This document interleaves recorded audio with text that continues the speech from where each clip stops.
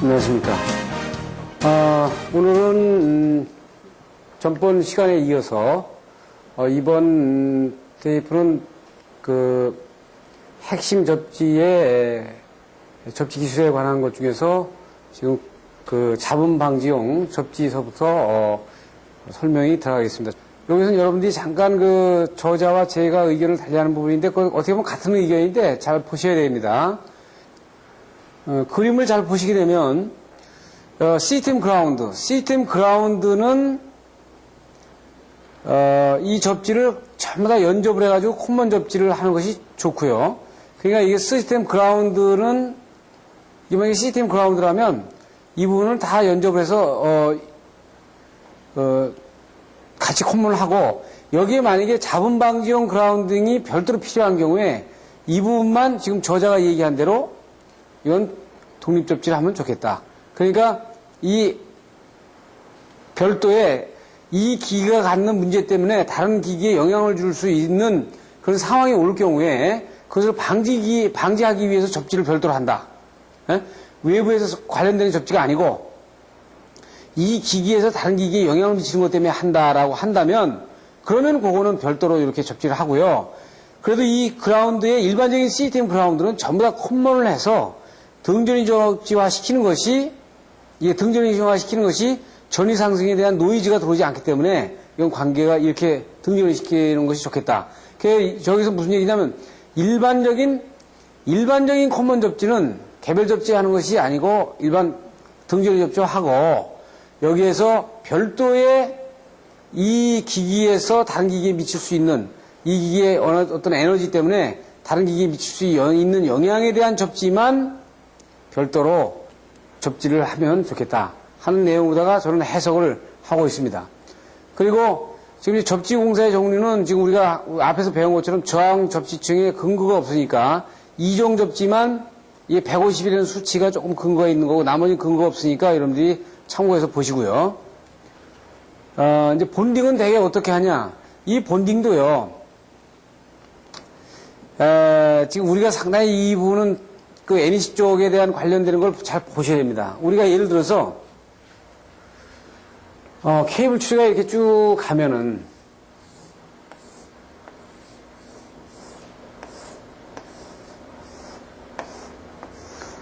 이게 케이블 추리가 이렇게 가면은 우리 케이블 추리 본딩하는 거 보면 똑같은 사이즈로 이렇게 본딩하지 않습니까? 이렇게 이건 좀 문제가 있다.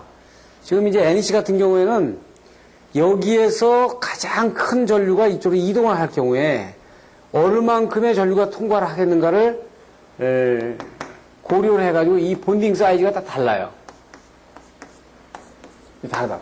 그러니까 우리는 똑같이 다 크게 하는데 여기다 조그맣게 여기에 대한 이쪽 선로에서 이쪽 선로로 넘어갈 수 있는 전기적인 에너지가 지우는데 이 본딩 사이즈를 크게 할 이유가 없잖아요. 그 대신 또 반대로 또 여기에 에너지의 전달이 굉장히 큰데 본딩 사이즈가 적은 경우에는 또 이게 또 문제가 되니까 그래서 본딩도 어떻게 보면 본딩은 다른 물체와 다른 물체의 전위를 갖다가 갖게 하기 위해서 가장 낮은 저항체로다가 저항 수치로다가 해가지고 연결을 하는 부분이거든요. 그래서 대개 본딩을 지금 캐드 웰드 시스템을 많이 쓰죠. 지금 보신 것처럼 지금 사용하신 분들은 많이 사용해 보셨겠지만 만약에 이 도체하고 이 도체를 갖다가 만약에 접속을 시키게 되면 일반적인 터미널로 접속을 시키게 되면 접촉 저항이 크단 말입니다. 그러니까 어떻게 하냐면 여기에다가 화약과 그 금속가루가 되어 있는 화약과 금속가루로 같이 이 분해되어 있는 가루를 갖다 집어넣어 가지고요. 이 부분을 집어넣어 가지고 여기에 이제 그 점화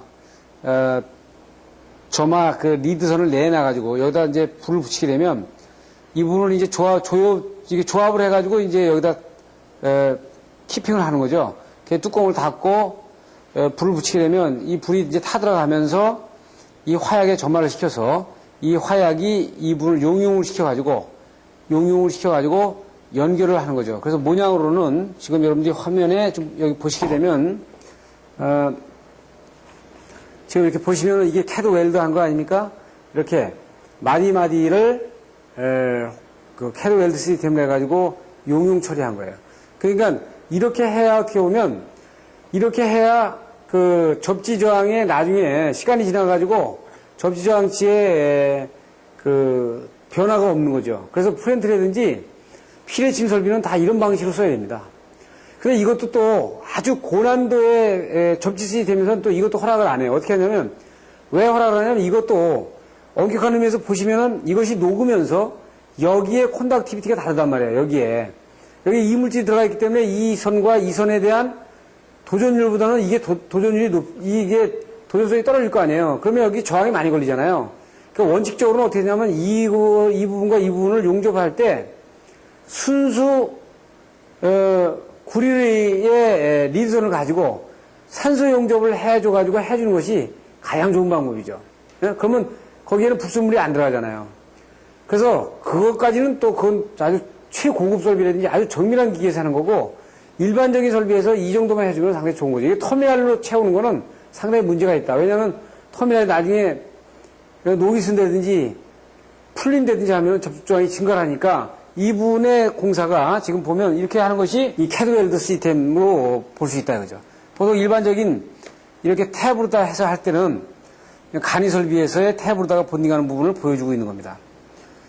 그리고 이제 본딩 회로의 임피던스 및 공진 조건을 보면 일단 본딩을 하게 되면은 여기 선로 정수가 이렇게 주어지겠죠. 그러니까 케이블 트레이면 케이블 트레이가 이렇게 두 개가 붙으면은 두 개의 전이가 다른 부분이 있을 거예요. 그러니까 이 부분에 대한 부분은 이게 C로 선로 정수가 존재하는 거고 여기에 이제 이 합쳐지면서 병렬로 저항과 R에 대한 그 선로 정수가 부과될 겁니다. 그러면 여기에 이제 어떤 사고 전류가 흐른다든지 전류가 흐를 때 주파수가 반드시 인가가 되니까 어떨 때에 그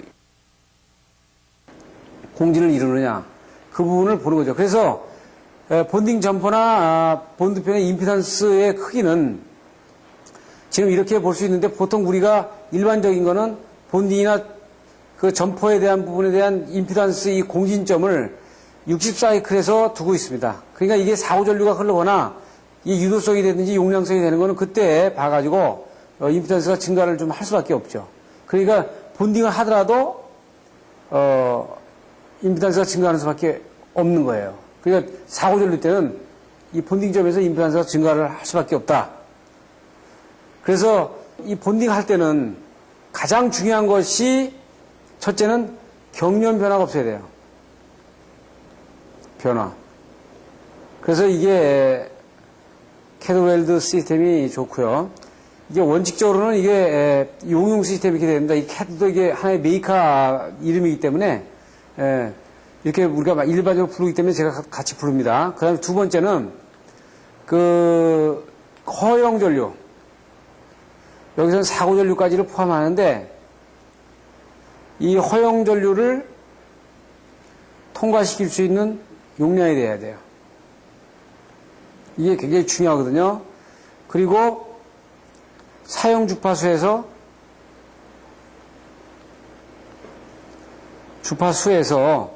그러니까 우리로 말하면 이게 60Hz에서는 이게 본딩의 공진점이 본딩의 선로 정수가 일단 공진점에 가까워야 임피던스가 가장 적죠. 그리고 뭐 여기서 전기적인 연속성과 기계적인 경고성 뭐 이런 부분들을 얘기하는데 이건 다 같은 얘기를 지금 하고 있는 겁니다. 그 다음에 이제 그 1-5에 가면 인체의 전기적인 특성과 안전 한계를 얘기하고 있는데 지금 IEE에서 거의 다 한 얘기입니다. 그래서 한 얘기들은 제가 간단하게 그냥 앞에서 한 얘기이기 때문에 이 얘기를 중복이 되기 때문에 잠깐 설명을 하고 넘어가도록 하겠습니다. 인체 저항은 보시게 되면 물에 젖었을 경우에는요 25분의 1로 떨어지거든요. 그래서 220V 같은 경우에 보세요. 피부 저항이 3000, 내부 저항이 5000 해가지고 보통 일반적으로 한 4000 정도 치는데 4000. 그러면 200V라고만 쳐도 이게 50mA 아니에요? 그럼 220이 되게 되면 이게 약 한 60mA 이렇게 될 겁니다. 60mA 한 55mA가 되겠죠. 근데 이 4000이 예를 들어서 건조시에 물이 닿을 때 25분의 1이니까 10분의 1만 줄어들어봐요.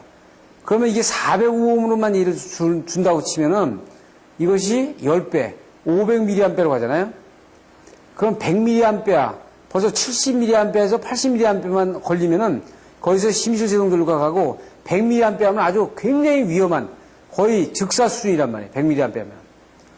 그러면 만약에 화장실 목욕탕에서 물이 묻은 상태에서 220V에 감전이 되면요. 현장 즉사를 한다. 이런 결과가 나오는 거예요. 그래서 지금 선진국에서는 물이 묻는 장소에서는 2.5V, 2.5V 이하, AC. 아니, 물 속에는 2.5V. 물에서 손이 닿을 수 있는, 이렇게, 예? 싱크대라든지 이런 부분에서 닿을 수 있는 부분들은 20, AC 25V 이하로 이렇게 딱 아주 엄격하게 전압을 제한하고 있는 겁니다. 그래서, 보시는 것처럼 인체 내부 조직에 대한 전기 저항은 505옴이고, 피부 저항이 약 3000, 그래서 일반적으로 약 4000 정도 보시면 됩니다. 4000. 그래서 물이 젖었을 때 지금 2000서부터 지금 굉장히 많이 떨어져가지고 1000 정도까지 떨어지지 않습니까? 그래서 인가의 허용치 전압이 이렇게 있어요. 그래서 보통 4000이면은 그 인가 전압에 따른 비례의 상한선과 하한선을 보여주고 있고, 그 다음에 우리가 인체 생리, 여기서는 제가 앞에서 아마 얘기했을 겁니다. 지금 여기에서 상당히 위험하다고, 이런 부분에서 구역에서 IEE에서 이미 얘기한 내용입니다. 그래서 보통 우리가 불수전류라는 거, 보통 심실세동전류가 50에서 100mA니까요. 벌써 50mA, 10에서 15. 그래서 50mA만 넘어가면 상당히 위험 전류를 하는 거거든요.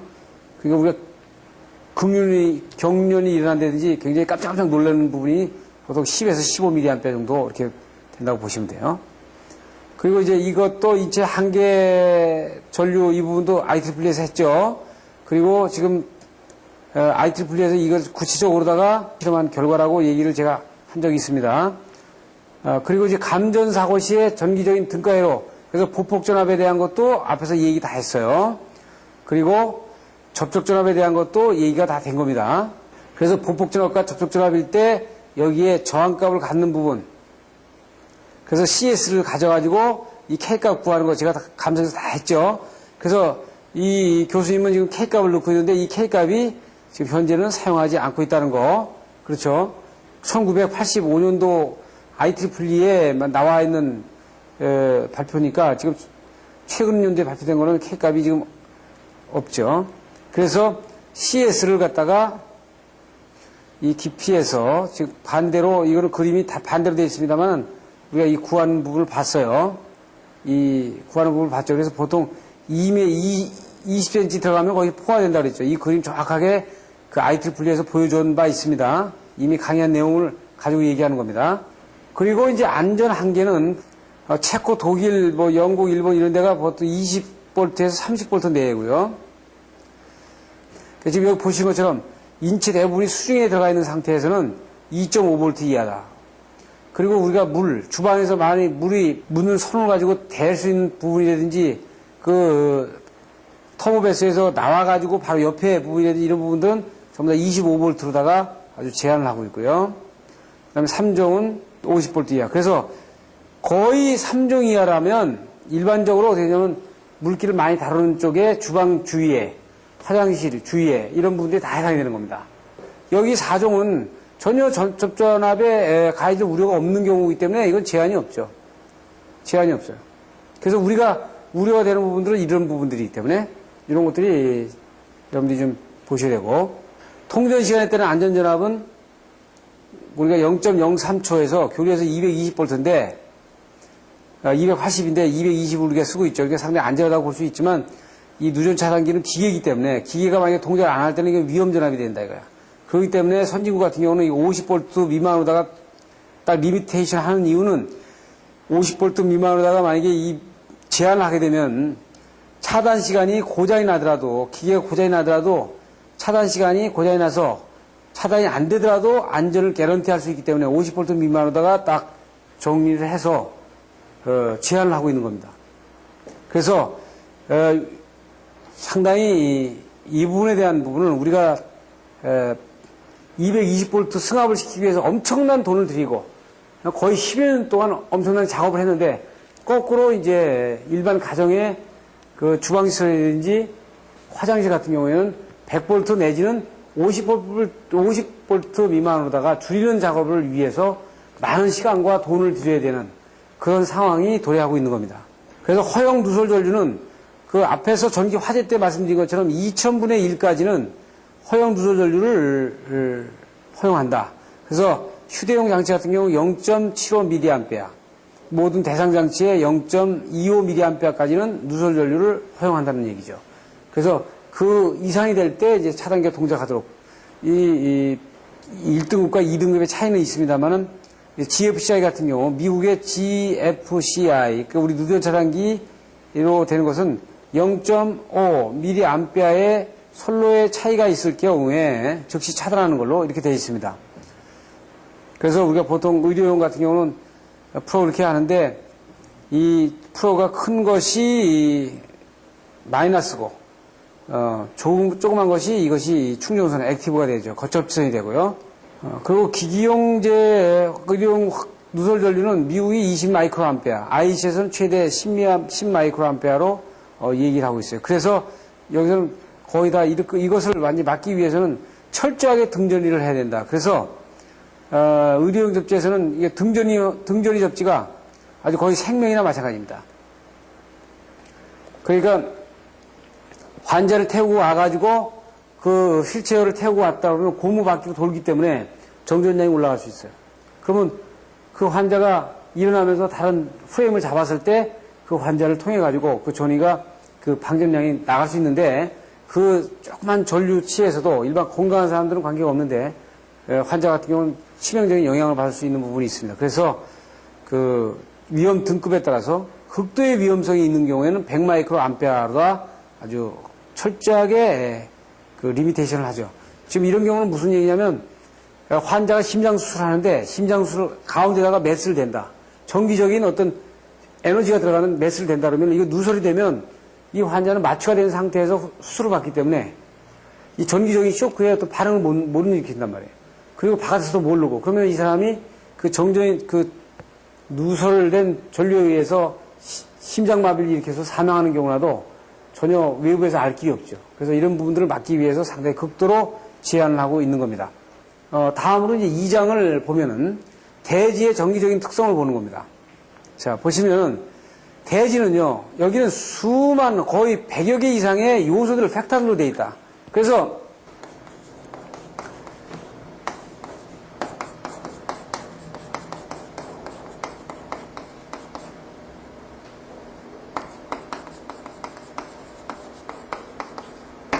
이 요소라는 거는 접지 저항에 영향을 준다 이거야.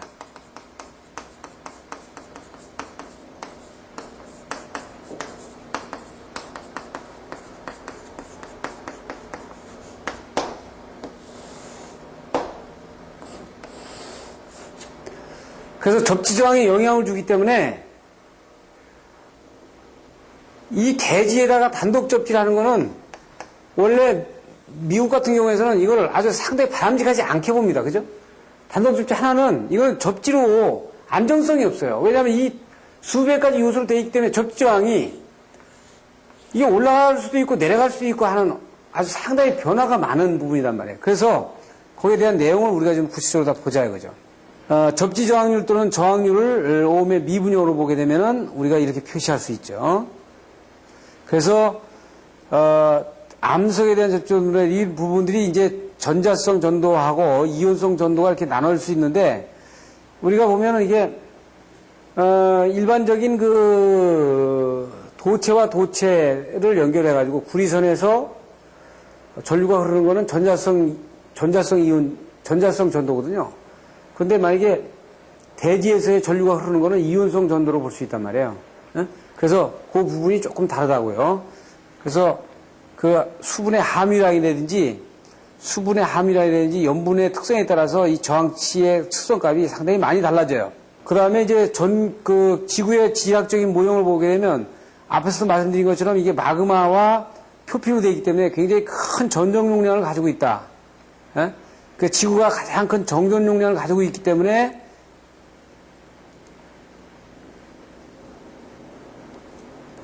그래서 이 C값에다가 이 큰 값에다 놓으면 dV가 지워지니까 이렇게 우리가 대지를 접속을 시킨다고 그랬어요. 그래서 전류가 그 변하는 부분들은 이 C값을 전제로 하고 여기에 들어가 있는 어떤 팩터에 따라서 달라지는 부분을 이제 볼 수 있죠. 그래서 그 대지의 등가, 토양의 등가 회로는 지금처럼 볼 수 있다. 이렇게 볼 수 있어요. 그럼 이건 뭐냐면 이 뭐 층이 자갈층에서 표피층, 그 다음에 이런 더 심해로 들어갈수록 층이 다르면 이건 C값이 쭉 연결되어 있는 거랑 마찬가지거든요. 그렇죠? 그리고 여기에서 저항치가 있고 이 부분은 이것이 대전류가 흘러가지고 스파크에서 넘어갈 경우에는 스파크에서 넘어갈 수 있는 부분이기 때문에 이 경로를 둔 겁니다. 그래서 대지 저항률은 지금 보시는 것처럼 보통 토양은 1에서 10의 6승까지의 많은 저항률 변화를 보이고 있어요. 지금 이것이 문제거든요. 그러니까 이것이 뭐냐면 거의 반도체에서 상부에 정하는 이 층의 그 범위라고 보시면 됩니다.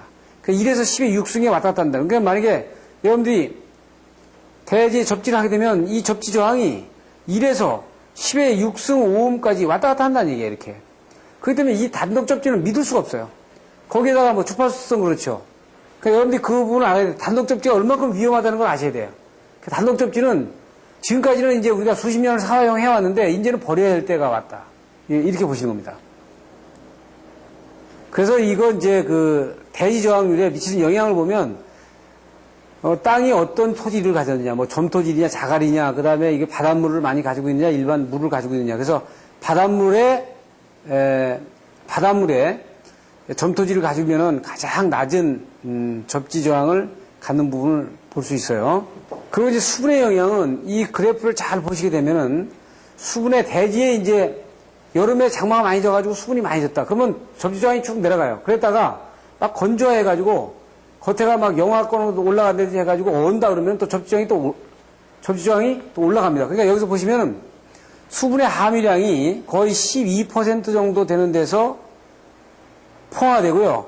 4%서부터 12%까지는 굉장히 급속하게 접지 저항이 떨어집니다. 적토 같은 경우는 아주 거의 수직으로 떨어지죠. 모래질 같은 경우도 4%만 되면 굉장히 많이 떨어지는 부분을 볼 수 있어요. 그죠? 그러니까 하여튼 함유량이 12%까지만 되면 거의 접지 저항은 최대로 떨어진 거다 이렇게 보는 거죠. 그러니까 토양에 12%의 수분만 들어가면 거의 다 떨어졌다고 볼 수 있는 겁니다. 여러 가지 물의 저항의 수치는 여러분들이 보시면 되고요. 그리고 이제 온도의 영향은 이 대지 표면이 차거나 얼으면은 이 접지 저항이 올라가요. 왜냐하면 땅이 이렇게 서로 당기면서 응고하니까 거기에 접촉 저항이 증가를 하죠.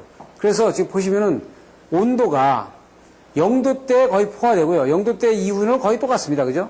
접지 저항이 가지고 있는 접지 저항이 다 똑같은데 이것이 마이너스 5도, 10도로 가면 아주 급작스럽게 저 대지 저항률이 올라가는 부분을 볼 수 있어요. 그러니까 접지극은 가능한 한 깊게 묻는 것이 좋다.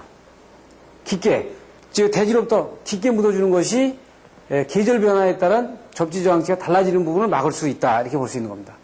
그 다음에 염분과 대지 저항률. 이거 염분도 보면 어떻게 있어요? 퍼센트로 약 한 0.5%, 여기까지는 10%의 수분의 염분량이 10%만 되면 상당히 떨어지는 부분을 볼 수 있다. 그러니까 수분이 12%고 거기에 염분을 가진 수분이 많이 들어가 있고 이 점토질로 되어 있고 이렇게 되면 상당히 낮은 접지 저항을 갖는 대지를 갖는 거다 이렇게 볼 수 있습니다. 그리고 이거는 이제 인하대학교 이복희 교수님께서 이제 인천 지역에 평지에서 대지 저항률을 평균값으로 연간 변동률을 이제 그래프로 그려본 건데 여러분들 이런 그래프가 하나가 간단하게 보여도 이런 그래프를 하나 만약에 발표하려면 수백 번의 실험을 해가지고 데이터를 내서 하기 때문에 상당히 귀중한 데이터입니다. 그래서 보시는 것처럼 12월, 1월, 2월 있으면은요, 1월, 2월은 이 굉장히 추운 기간이 돼가지고 상당히 접지 저항이 상당히 많이 올라가는 부분을 볼 수 있어요. 근데 많이 올라가는데 이게 접지봉이 어떻게 돼요? 이거는 0.5m 묻었죠. 요거는 1m 묻었죠. 1m 묻은 건 조금 올라갔죠. 거의 2.4m 묻은 거는 이런 패턴으로다가 좀 적죠.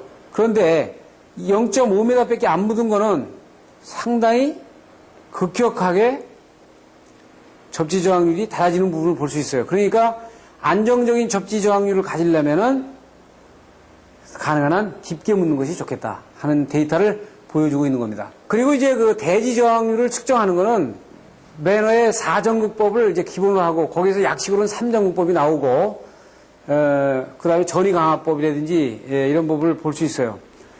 자, 여기서는 이제 두 개의 전극을 보면 여기서 그 구체적인 얘기는 그 얘기입니다. 양쪽에 다른 전극을 일단 인가를 하게 되면 여기 전위경도가 생기죠, 이렇게.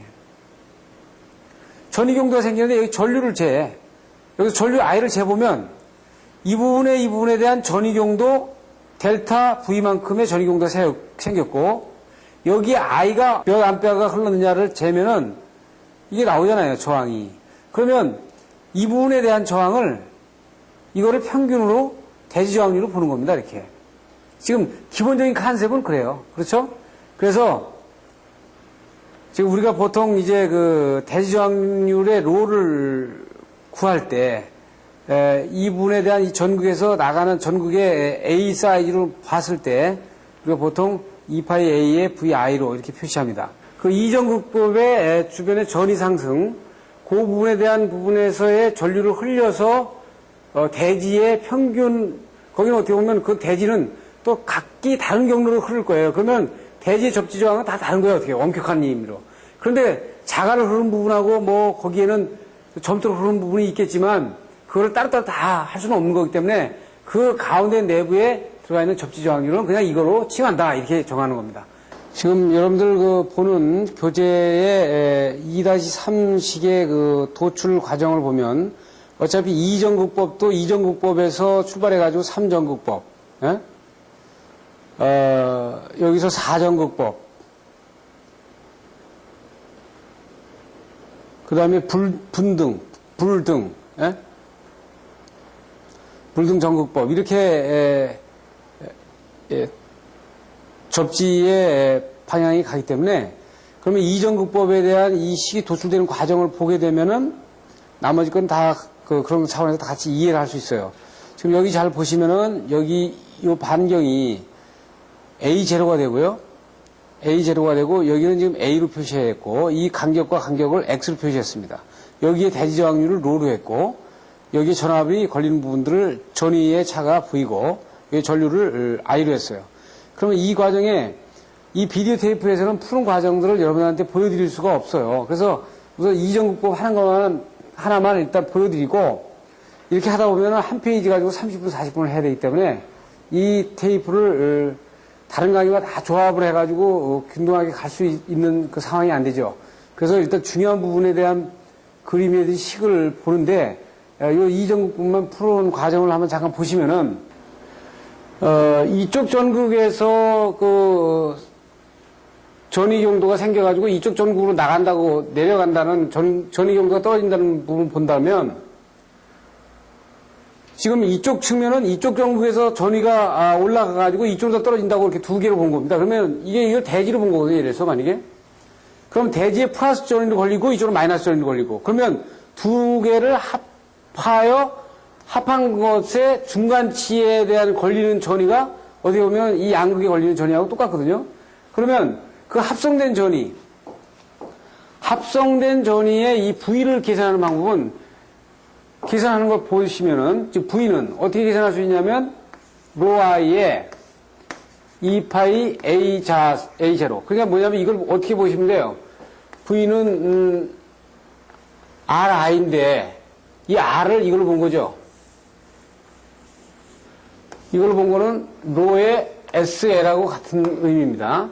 그러면 지금 이거에다가 마이너스 이쪽에 로 i의 2파이 x 여기 x가 되는 거죠. 여기 x만큼 떨어졌을 때 전위경도 떨어진 거기 때문에 거기에 마이너스 여기서부터 쭉 빼주는 부분이니까 그 다음에 저 바깥에 밑으로 흘러가는 부분이에요.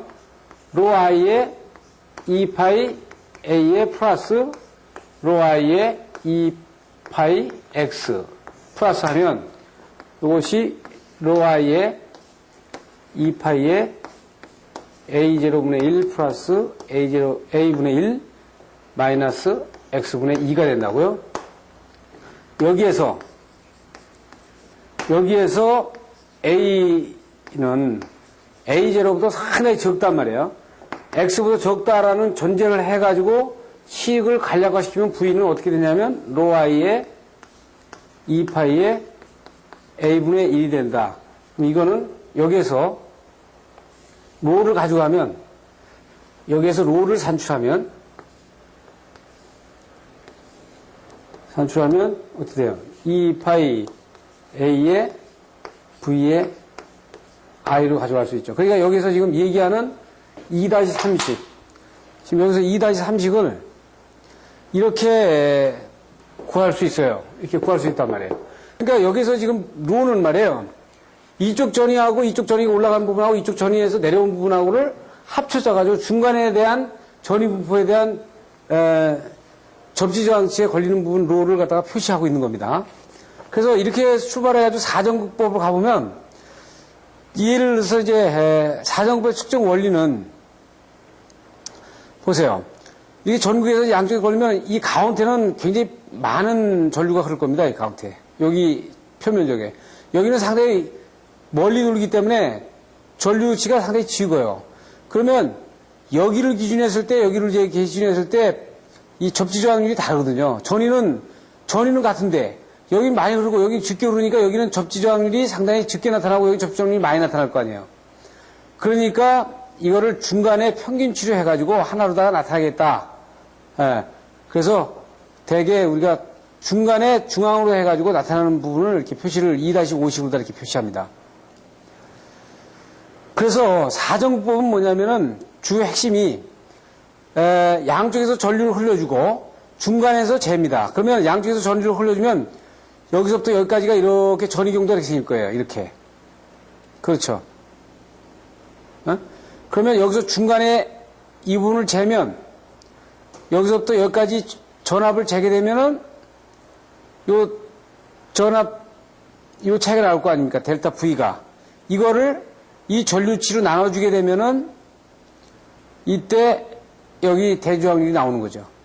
그래서 이 사정법은 반드시 이 길이 A1, C, B1이 반드시 A1, C, B1이 반드시 같은 거리에 돼야 된다. 사정법은. 그렇게 지금 계산을 했을 때 지금 2-9처럼 나올 수 있어요. 여기서 유도식은 지금 다 보여드릴 수가 없어요.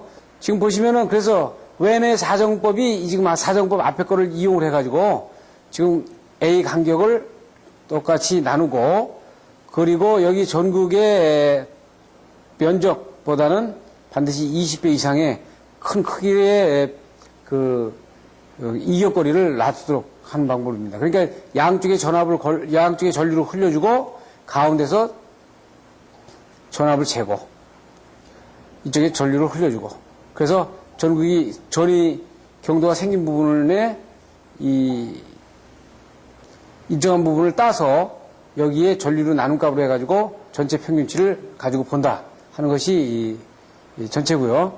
그 다음에 이건 슐럼버그 파머 방법이라고 해서 이건 불등 전극법이라고 그래요. 이걸 일명 불등 전극법이라고 하는데 이건 뭐냐면은 극 자체를 이 P1과 P2를 상당히 멀리 띄워놓는 겁니다. 그러니까 아까 사정극법은 이것과 이것 전부 다를 균등하게 나눴는데 이 비간격을 상당히 띄워놔요. 그러면 여기서 이렇게 말이 전위경도 이렇게 생긴다고 그래요. 생겼는데 상당히 먼 거리의 전위차를 가지고 재니까 좀 더 정확하게 나온다. 그러니까 좀 더 검출이 이게 보면 이거보다는 사정극법보다는 검출이 상당히 아주 그 정확도가 개선이 되는 겁니다. 그러니까 이 사정법은 조그만 그 거리에서 그 전위 경도를 재가지고 전류 나눠주지만 이건 굉장히 상당히 먼 거리를 재가지고 나눠주기 때문에 좀 더 정확도에서 조금 더 정확도를 더 높일 수 있다라는 장점을 가지고 있는 거죠. 간이 측정법은 예를 들어서 봉을 하나 박고요. 접지봉을 박아가지고 접지봉의 이 단면적, 이 지름하고 이 들어가는 깊이의 파라미터를 집어넣어가지고 이 식에다 넣어가지고 그냥 간이로다가 접지저항을 추론하는 방법이에요. 이건 간이 측정법이란 말이에요. 이렇게 의식을 볼 수 있고요. 그러니까 이것이 깊이 들어가면 들어갈수록 어떻게 되는 거죠? 깊이 들어가면 들어갈수록 접지저항은 적어지는데, 예를 들어서 깊이 들어가면 들어갈수록 어떻게 돼 있어요? 이 L이 상대적으로 들어가잖아요. 그런데 어떻게 돼? 여기는 이 L이 같이 늘어나면 이건 비례적으로 늘어나고,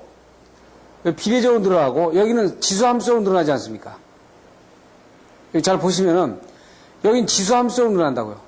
여기 그러니까 여기서 늘어나는 거는 지수함수로 늘어나고, 밑에는 위에서는 비례적으로 늘어나고, 그렇기 때문에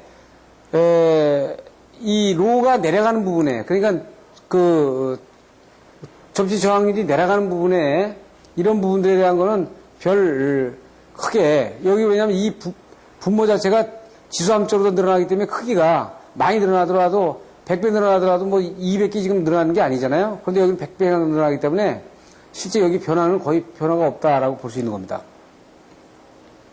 그리고 이제 그 대지에 따라서 대지의 저항률이 이제 그 어떻게 나타나느냐 하는 부분을 이렇게 볼 수 있는데, 이런 것들은 이제 3층 구조로 되어 있는 거죠. 그러니까 여기에 대지 저항률하고 대지 저항률하고 지금 중간에 대지 저항률하고 이쪽에 대지 저항률이 다른 겁니다. 그러니까 굉장히 이게 대지 저항 구조가 만약에 3층 구조로 되어 있는 경우에, 예? 이렇게 깊게 여기 처음에 표비에는 대지 저항률이 조금 나타나다가 그다음 들어가면서 굉장히 깊게 나타나다가 더 들어가면 더 깊이 박으면 더 낮게 나타나는 방법. 그러니까 예를 들어서 이 표면이면 이렇게 쭉 박았으면은 이 부분은 뭐 A로 나타나다가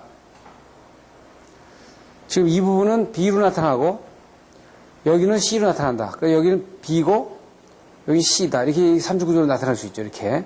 그러면 이걸 평균으로다가 대직률을 이렇게 나타낼 수 있다. 이렇게 보는 겁니다.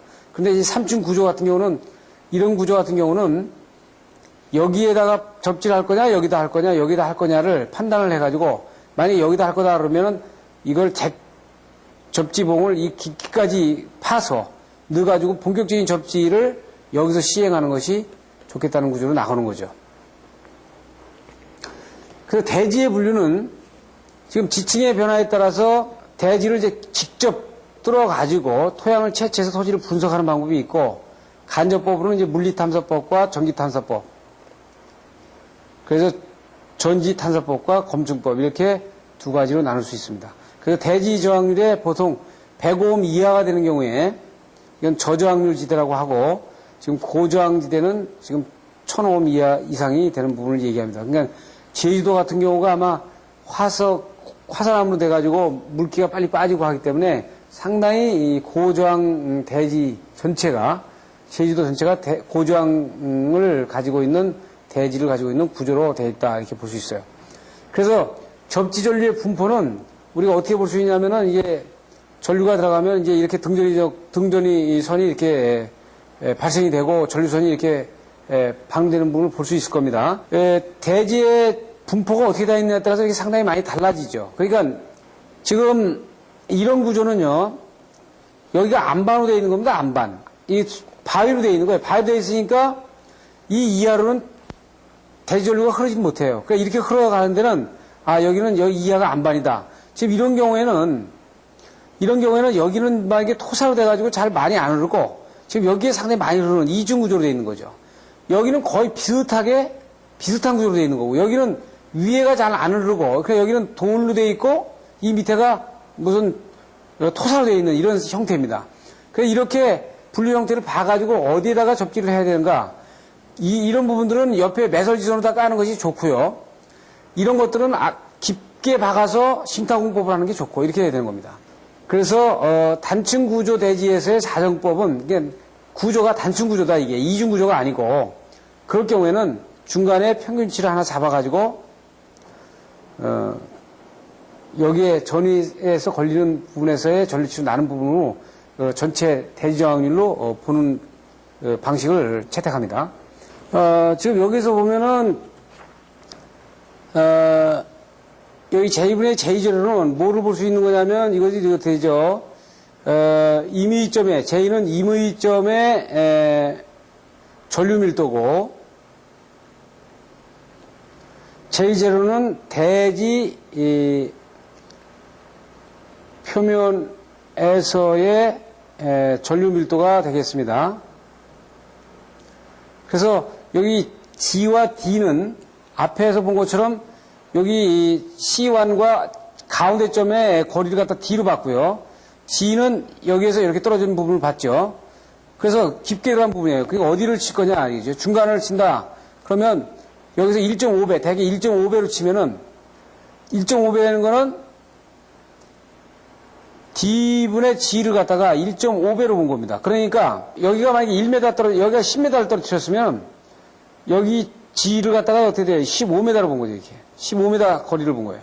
이렇게 했을 때 1.5로 봤다 그러면은 우리가 이렇게 해서 여기서 가져갈 수 있는 것이 아마 1.15 정도를 가져갈 수 있으면은 나오는 것이 보통 한 0.2 정도 나오겠죠. 0.2. 그러니까 0.2라는 거는 임의점의 전류밀도와 대지 표면에서의 전류밀도와 임의점의 전류밀도가 0.2 정도의 팩터를 가지고 나타나겠다는 얘기를 보여주려고 하는 겁니다.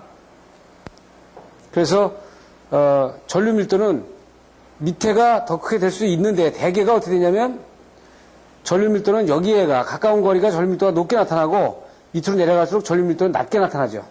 그게 대부분이다고요. 근데 만약에 여기 안반이 있다.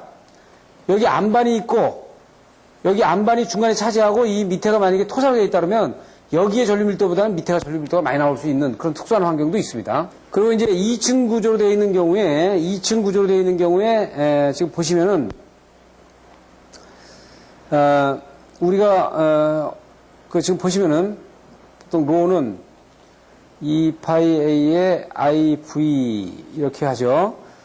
이런 그 식을 나눠놓고 지금 봅시다. 보면 이게 만약에 이중구조 이렇게 돼 있으면은 이런 구조에서는 어떻게 된다는 거예요? 처음에 구조에서는 대지 저항률이 아주 낮고 그 다음에 뒤로 높게 나타나는 거예요. 그러니까 이거는 메쉬나 매설지선이 좋다. 왜냐하면 이 낮은 지역이 접지저항이 낮으니까 여기선 메쉬나 매설지선으로 가고 이거는 처음에 표피에는 굉장히 높게 나타나고 깊게 들어가면 낮게 나타나니까 이 부분은 이건 심타공법이 좋겠다. 공법에 접지를 하는 것이 좋겠다 하는 얘기입니다. 그리고 이제 삼중구조로 나타나는 경우에 이렇게 삼중구조로 나타나는 경우는 겉표면은 낮고 중간은 높고 또 깊게 나타나는 거고 또 이건 겉의 표면은 낮고 조금 깊이 들어가면 저 겉표면은 높고 좀 깊게 들어가면 낮고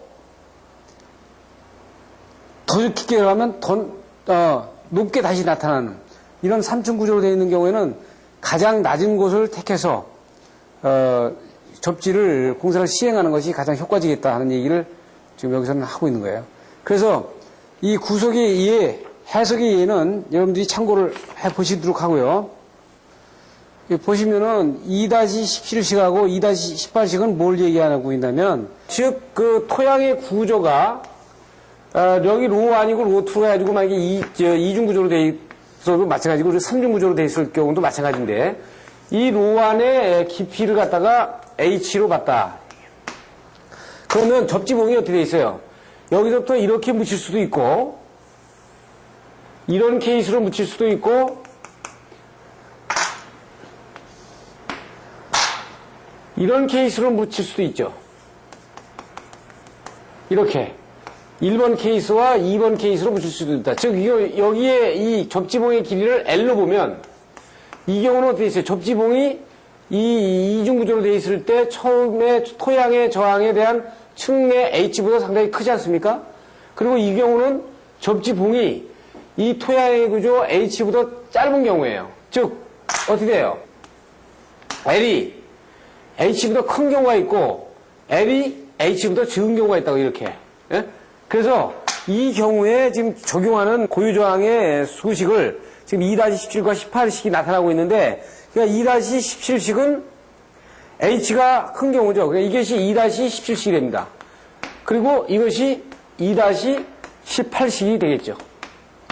그래가지고 요 두 개를 가지고 요 앞부분과 같이 해서 파라미터에서 같이 보게 되면 결론적으로 어떻게 되냐면 따라서 웨이너의 정근법으로 측정한 로의 A곡선이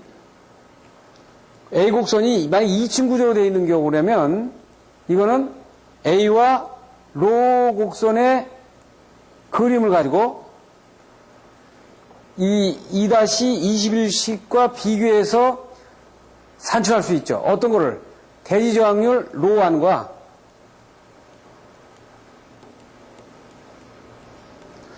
그 다음에 H의 상부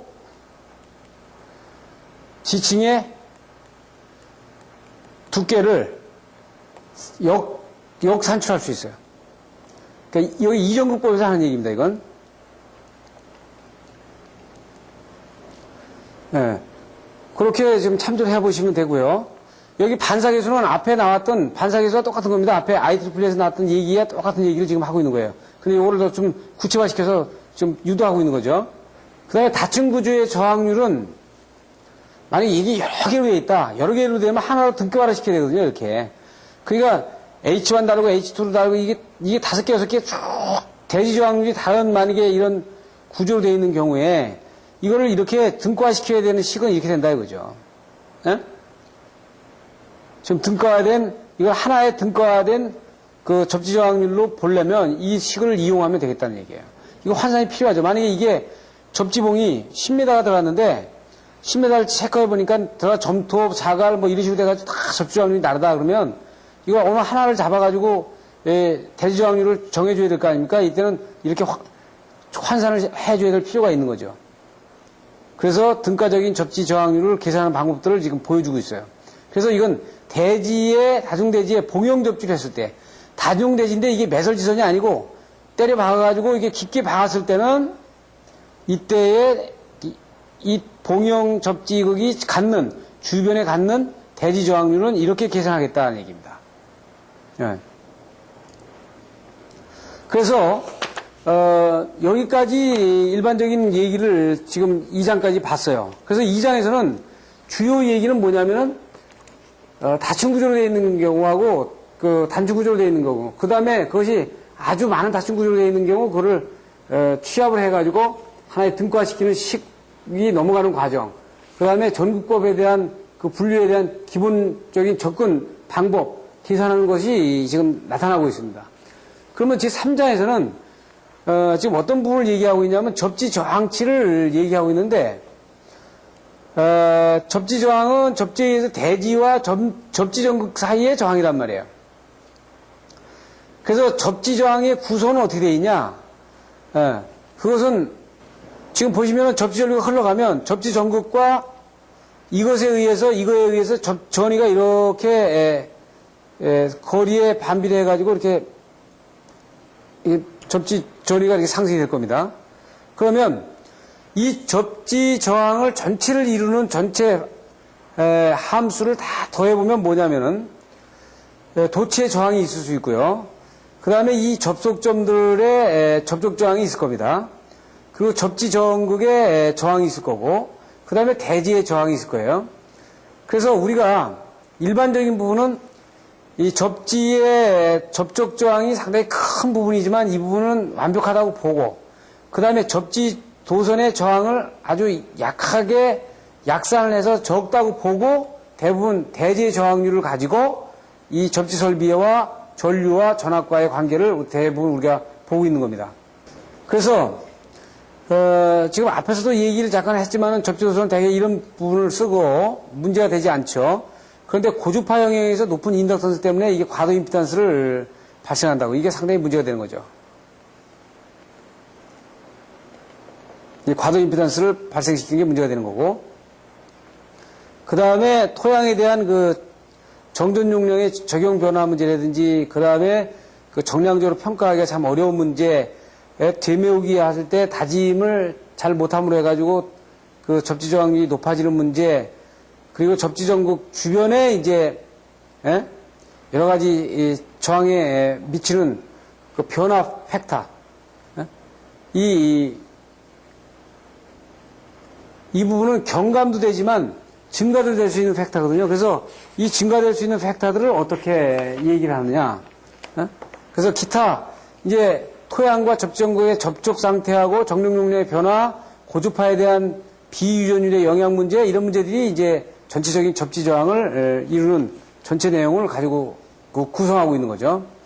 그래서 접지 시스템에서는 접지 전구의 형상 문제, 대지의 구조가 지금 이중 구조냐, 삼중 구조냐, 그 다음에 그 토양이 균질성이 그냥 균질하냐, 그 접지 전류의 크기 및 자속 등의 시간, 그 지속 등의 시간은 어떠냐, 그리고 그 영향들이 이것 말고도 또 뭐 그 수분의 영향, 뭐 온도의 영향, 계절의 영향, 이런 부분들이 상당히 많기 때문에 이것을 어떻게 정확한 이걸 정량화 시켜가지고 수식화를 정확하게 하는 것은 상당히 어려움이 있다라고 보는 거죠.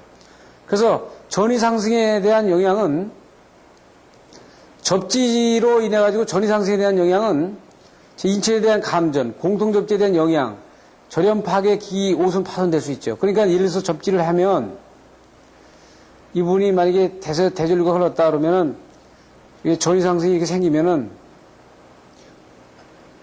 아까 부분도 얘기했지만 어떤 기기가 있으면은요, 사람이 여기 이렇게 서 있다든지 그럼 이 부분에서 보폭전압이 걸리는 거고요. 그러니까 인체에 대한 감전이 이 보폭전압이 클 경우에 사람도 죽을 수 있는 거죠.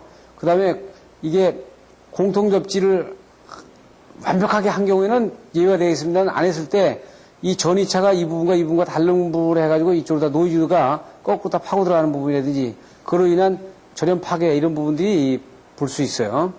그래서 이 장에서는 이제 여기에 대한 대지 표면의 전위 상승, 전위 경도에 대한 이론적인 기술을 갖다가 그 얘기하겠다는 얘기죠. 지금 방구형 지금 접지 전구를 보면은요, 여기 이제 접지 전구입니다. 여기 이제 동선이라고 보면 돼요. 라운드 된 부분. 그러면 이 부분이 지금 어떤 거리를 재가지고 이게 만약에 이게 전류가 방류되면 무한대무소로 보기 때문에 이걸 대개 두 개로 봅니다. 이게 존을 두 개로 봐요. 하나, 가까운 근접 지역의 X거리하고 무한대 지역의 X 다시라고 두 개 보면 이 중간에 대한 미분되는 부분 DX를 미분해가지고 이거를 전부 다 적분을 해버려요. 그래서 하나로다가 통일을 해주거든요.